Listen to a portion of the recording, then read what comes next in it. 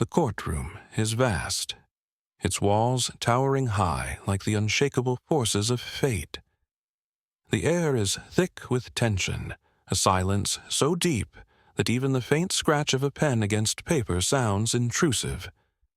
Rows of unfamiliar faces stare ahead, eyes locked onto the woman sitting at the defendant's table. Some gaze with curiosity, others with quiet judgment. A few, perhaps, with something resembling pity. At the center of it all stands a child, small, fragile, yet inexplicably present. 4 years old, too young to understand the intricacies of the law, too young to comprehend the magnitude of the moment. Yet here he is, his tiny fingers curled into the fabric of his oversized sweater, his shoes barely touching the floor from the high wooden seat. His mother sits mere feet away, but to him she feels an entire world apart. The judge, a man whose presence commands authority, leans forward slightly. Even he appears unsure of what to expect. A child taking the stand? It is unconventional, almost unheard of. The jury watches, waiting, their expressions unreadable. The boy's small chest rises and falls, his breath audible in the stillness. His mother, hands trembling slightly, keeps her gaze fixed on him. She's not crying. She has taught herself not to. Her strength has always been her armor. But right now, her son is the only shield she has left. One of the lawyers clears his throat, a subtle reminder that time does not pause for sentiment. The questions must begin. The testimony must be heard. The child shifts slightly in his seat. His voice, when it finally emerges, is softer than the courtroom expects, delicate but unwavering. "My name is Elijah," he says. The judge nods. "Hello, Elijah." His voice is careful, measured. "Do you know why you are here today?" Elijah glances toward his mother, then back at the judge. "Because my mommy needs me." A murmur ripples through the room. Some of the jurors exchange glances. The prosecutor, a middle-aged man with sharp features, shifts in his chair. The defense attorney watches closely, hands clasped together. The judge's gaze softens, just barely. "Can you tell us about your mother?" Elijah does not hesitate. "She is good," he says simply. "She makes me warm food when I am cold. She hugs me when I have bad dreams. She sings when she thinks I am sleeping. She smells like flowers." A lump forms in his mother's throat. She grips the edge of the table, willing herself to stay composed. The judge nods, but the question that follows is inevitable. "Do you know why she is here today?" Elijah blinks, his small fingers twisting together. "Because she took the food." The prosecutor straightens. The tension thickens. "Did she tell you why?" the judge asks. Elijah nods. "She said it was for me." A few of the jurors look down, some shifting uncomfortably. The truth, when spoken by a child, has a way of stripping away the complexities that adults insist upon. It is raw, unfiltered.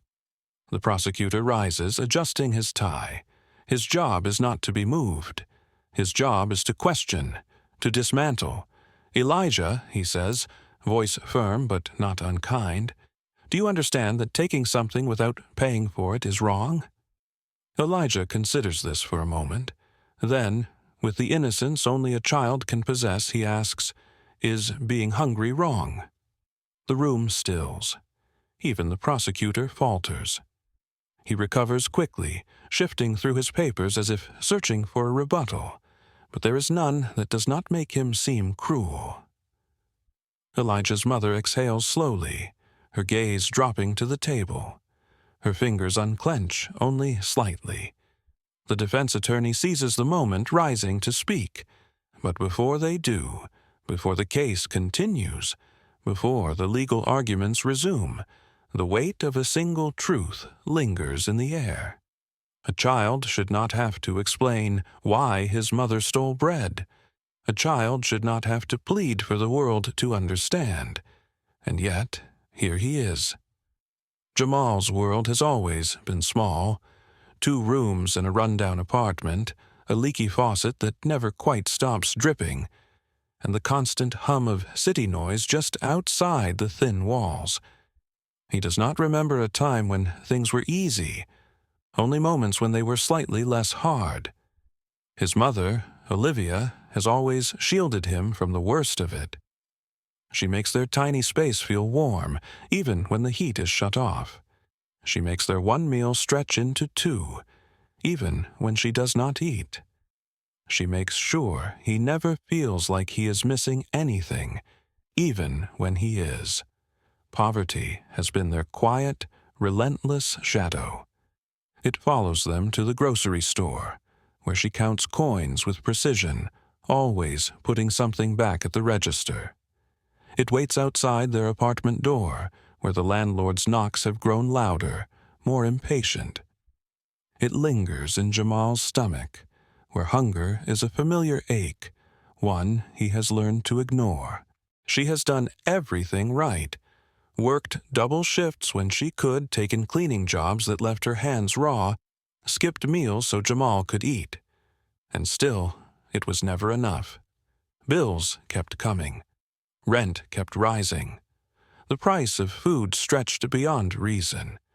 There was no one to help, no family to lean on, no system designed to catch people like her before they fell too hard. So, one night, after another long shift, when her pockets were emptier than the fridge, she made a choice. The store was just down the street.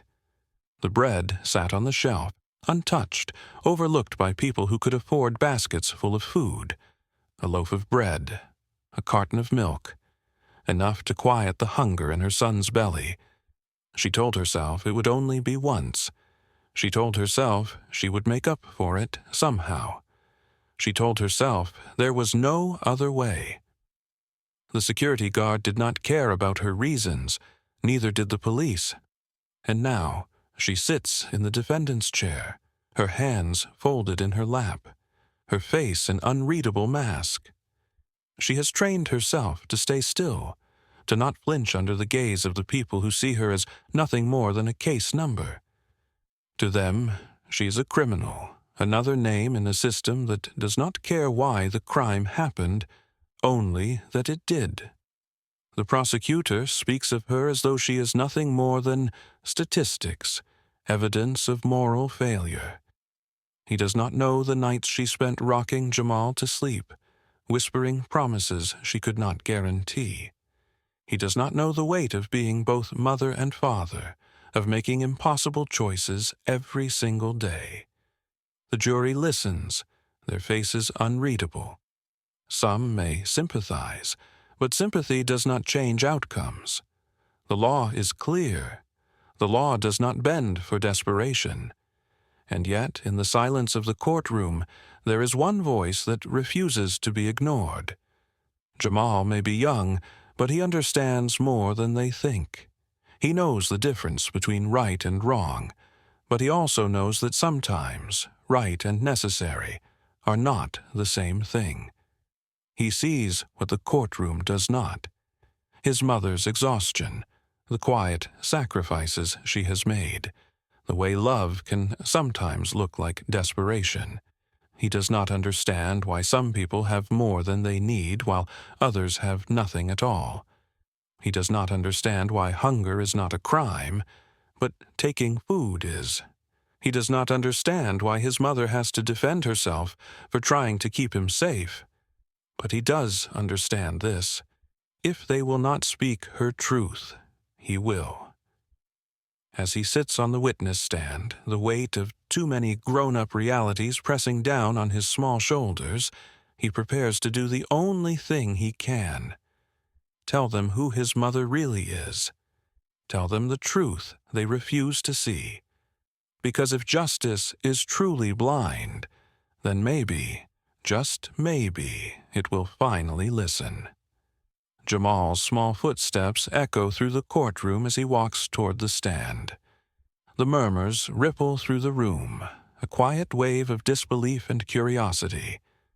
The judge watches him with measured eyes, skepticism flickering across his face. A child taking the stand is uncommon. A child speaking on behalf of his mother in a case as serious as this is unheard of. The courtroom is not built for children. It is built for cold deliberation, for rules and evidence, for verdicts and sentences. It is built for punishment, not for understanding. But as Jamal climbs onto the seat, his tiny hands gripping the wooden edge, the weight of his presence shifts something in the air. The prosecutor leans back slightly, as if unconcerned. The defense attorney watches closely, sensing the moment could be more powerful than any legal argument they could craft.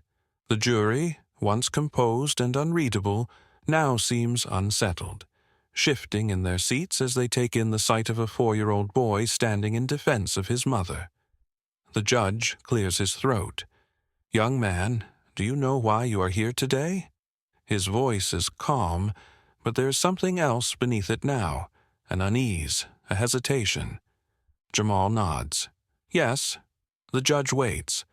When the boy does not immediately continue, he leans forward slightly. "And what would you like to say?" Jamal takes a deep breath, his small chest rising and falling. He glances toward his mother sitting at the defense table. Her face is unreadable, but her eyes shimmer with something between fear and pride. Then he turns back to the judge, and with a voice steadier than anyone could have expected, he speaks. "If my mom was rich, she wouldn't be a criminal." The silence that follows is not just quiet. It is absolute. It swallows the courtroom whole, stretching over the space like an invisible force, leaving only the weight of his words behind. The prosecutor, always prepared with a counterpoint, suddenly has nothing to say. The jury, a mix of men and women who have spent their lives believing in the fairness of the system, look as though they have been struck by something they cannot immediately process. The judge blinks, his fingers tightening around the gavel. His face remains neutral, but his eyes betray him. He has spent years delivering sentences, passing judgment following the law to the letter. He has seen guilty men walk free and desperate people be locked away. But never, in all his years, has the truth been laid so bare in so few words. Jamal does not falter. He does not cry or tremble. He has been hungry. He has seen his mother break herself in half trying to keep them afloat. He has watched her choose between rent and food, between work and sleep, between survival and dignity. He is only 4, but he understands the world better than most adults in this room. His words settle into every corner of the courtroom, forcing those who sit in power to confront the reality they have spent years ignoring. Poverty is not a crime, but being poor is what landed his mother here today. The jury members exchange glances. One of them, an older woman with gray streaks in her hair, presses a hand against her lips as if holding back emotion. Another, a middle-aged man in a pressed suit, shifts uncomfortably, his gaze dropping to the floor. The judge exhales slowly. He looks at the boy, then at the woman sitting across the room, the mother who has done everything in her power to protect her child. He thinks about the laws he upholds, the sentences he hands down, the way justice is supposed to work. For the first time in a long time, he wonders if the law and justice are truly the same thing. The defense attorney does not speak. There is nothing to add. Jamal has already said everything. The room remains silent for a long moment, as if waiting for something. An answer, an explanation, a justification. But none comes. Instead, a question lingers in the air, unspoken yet deafening. Why is survival a crime for some, but not for others? And in that moment, the people in this courtroom, hardened men and women, shaped by years of legal battles, bound by the rigid structure of the system, are forced to reckon with a truth they can no longer ignore. The weight of Jamal's words lingers in the air, an invisible force pressing against the walls of the courtroom. The sterile space, once ruled by rigid legal procedures and unshakable traditions, is no longer the same. It is no longer just a room where verdicts are handed down and lives are decided. It has become something else, a mirror, forcing those within it to look at themselves, at the system they serve, at the truths they have long ignored. The jury sits motionless, their faces now marked with something deeper than mere responsibility. It is not just a case they are judging anymore. It is not just a woman before them, accused of theft. It is the question of justice itself. The prosecutor, always so confident in the law's unwavering authority, seems unsettled, his carefully composed argument unraveling under the weight of a child's simple truth. The judge watches the room in silence.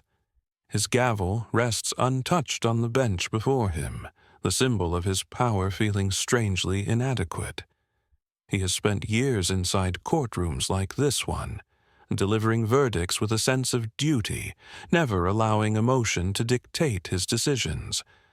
But today, something is different. He feels it in his chest, in the way his hands tighten against the armrests of his chair.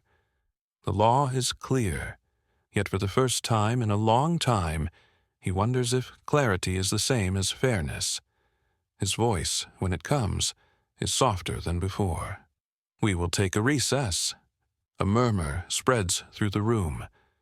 The bailiff announces the break, and the courtroom slowly empties, but not before a final glance at the boy who has unknowingly unraveled something larger than himself. Jamal does not understand legal procedures. He does not understand the significance of a recess or the intricacies of a jury's deliberation. But he does understand the way the judge looked at him just now, not with dismissal, not with amusement, but with something else. Something he has not seen in an adult's eyes before. Uncertainty. His mother reaches for his hand as the courtroom clears, her grip firm but gentle. There is nothing to say. They both know this moment is out of their hands now. When the judge returns, the shift in him is undeniable. He sits taller, but not with authority, with contemplation. He looks at the defendant, then at the jury, then, finally, at the empty witness stand where a 4-year-old boy just changed the trajectory of a trial. His voice carries across the room, but it lacks the cold detachment it once held. "Before we proceed, I want to acknowledge something." He takes a breath, steadying himself. This courtroom operates on the foundation of law. It is meant to uphold justice. But today, we were reminded that the two do not always align. The prosecutor shifts, clearly uncomfortable. The defense attorney remains still, their gaze steady. "This case," the judge continues, "has exposed something we do not often speak of in this room, the reality that poverty is not a crime, yet it is often treated as one. That desperation is not malice, yet it is punished just the same." A few jurors nod, almost imperceptibly. The older woman who had covered her mouth earlier now sits with her hands folded, deep in thought. The man in the suit looks down at the polished wood of the jury box, as if unable to meet anyone's gaze. "Because of this," the judge says, "I am ordering a re-examination of the circumstances surrounding this case. The facts must be considered, yes, but so must the reality in which they exist." He turns to the jury, his gaze pointed. "I urge you, as you deliberate, to not only consider the law, but to consider what justice should mean, not just in this case, but in the world we live in." The courtroom remains silent, yet it is not the silence of dismissal. It is the silence of impact. For the first time, the system has been forced to look at itself, and it does not like what it sees. The jury files back into the courtroom, their faces marked by something that was not there before: a weight, a hesitation, a sense of having glimpsed something they cannot unsee. The deliberation took longer than expected, not because the facts were unclear, but because for the first time in a long time they were forced to consider something beyond statutes and precedents.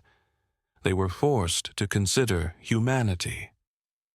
Jamal sits beside his mother, his small hand wrapped around hers. He does not fully grasp what is happening, only that all eyes are on the people standing in the jury box. He watches them, the way a child watches grown-ups when they are speaking in hushed tones about things they think he will not understand. But Jamal understands more than they realize. The judge clears his throat. The room stills. Has the jury reached a verdict? The forewoman, an older woman whose expression is unreadable, rises with a sheet of paper in her hands. She does not glance at the prosecutor nor at the defense. She looks, for the briefest moment, at Jamal. And then she speaks. "We have, Your Honor." She takes a breath, then reads the words that will determine their future. "We find the defendant not guilty." The silence that follows is not empty. It is filled with something electric, something shifting. It is filled with the weight of what has just happened. The words hang in the air, echoing louder than the ones that came before them. Not guilty. Jamal does not understand the legal implications, but he understands his mother's reaction, the way her breath leaves her in a quiet sob, the way her grip on his hand tightens before she brings it to her lips. He understands when she turns to him, eyes shimmering, her voice breaking as she whispers, "We can go home." The judge, usually stoic, nods slightly, though his expression remains unreadable. "This case," he says, his voice carrying through the courtroom, "is a reminder that justice is not simply about punishment. It is about understanding. It is about fairness. Today, this court was challenged to look beyond the surface, and I hope it will not be the last time."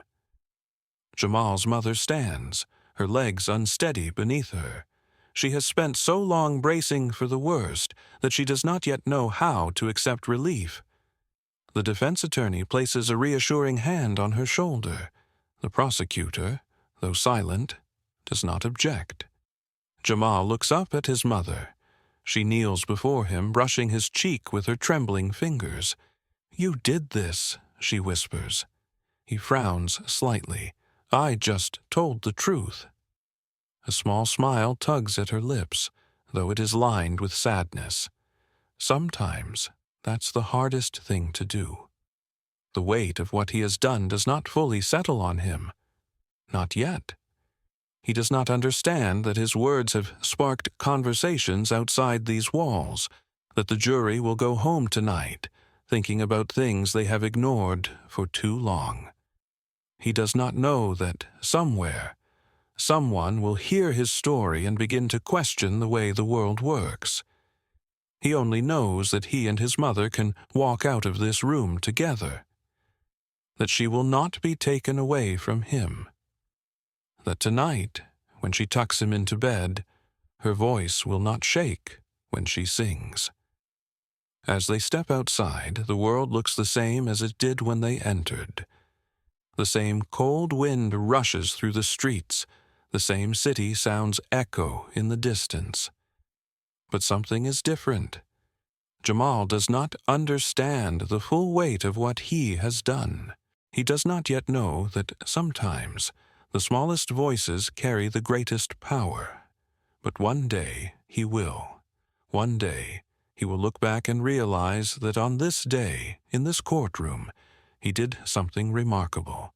He made people listen. And in a world that so often ignores the voices of the unheard, that is no small thing. The courtroom doors close behind them, but the echoes of Jamal's words remain, lingering in the air like an unshakable truth. The trial is over, the verdict delivered, but what happened in that room is not something that can be neatly filed away like another case in a judge's docket. Something shifted today. A truth so simple, yet so profound, has been spoken aloud for all to hear. Jamal did not enter the courtroom expecting to change minds. He did not stand before the judge with the intention of exposing the failures of the justice system.